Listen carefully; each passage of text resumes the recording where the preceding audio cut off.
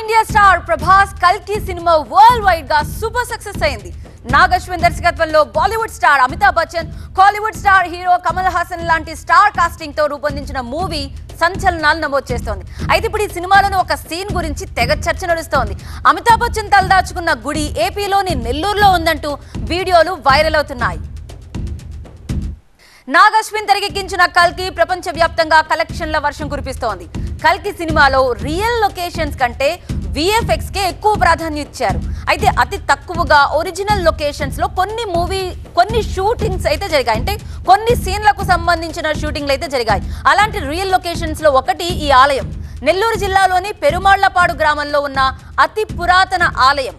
శతాబ్దాల క్రితం పెన్నా నది ఒడ్డున పరశురాముడు స్వయంగా ప్రతిష్ఠించిన నాగమల్లేశ్వర స్వామి ఆలయం ఇది. కల్కి సినిమాలో అశ్వత్థామగా కనిపించిన అమితాబ్ బచ్చన్ తలదాచుకున్న సీన్ ఈ గుడిలోనే తీయడం ఇప్పుడు హాట్ టాపిక్ గా మారింది. కల్కి సినిమా విడుదలయ్యాక ఈ గుడికి తాకిడి పెరిగింది. అమితాబ్ ఎంట్రీ ఇక్కడే అంటూ ప్రతి ఒక్కరూ వస్తున్నారు. తెగ సెల్ఫీలు తీసుకుంటూ సోషల్ మీడియాలో పోస్ట్ చేస్తున్నారు. దీంతో వందలేళ్ల తరబడి పూజలకు నోచుకోని ఈ ఆలయం ఇప్పుడు కల్కి మూవీతో సందర్శకులతో రద్దీగా మారింది.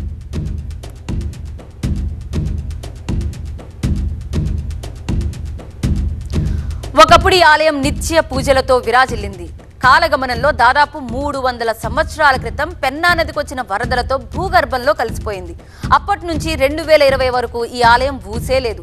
ఇక 2020లో ఇసుక తవ్వకాలు జరుపుతున్న సమయంలో ఈ చారిత్రాత్మక నాగమల్లేశ్వర స్వామి ఆలయం వెలుగులోకి వచ్చింది. ఈ ఆలయం అనేక దశాబ్దాలుగా ఇసుకలో నిక్షిప్తమై ఉన్నట్టు స్థానికులు చెబుతున్నారు.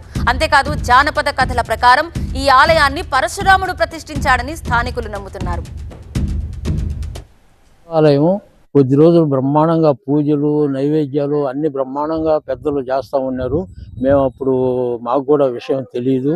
తర్వాత ఏమైందంటే కొద్ది రోజులకి పెన్నా టర్నింగ్ ఉండబట్టి ఆ పెన్నా నది ఇసుక మొత్తం గ్రామం మీదకి దేవాలయం మీదకి మొత్తం దోసుకొని వచ్చింది.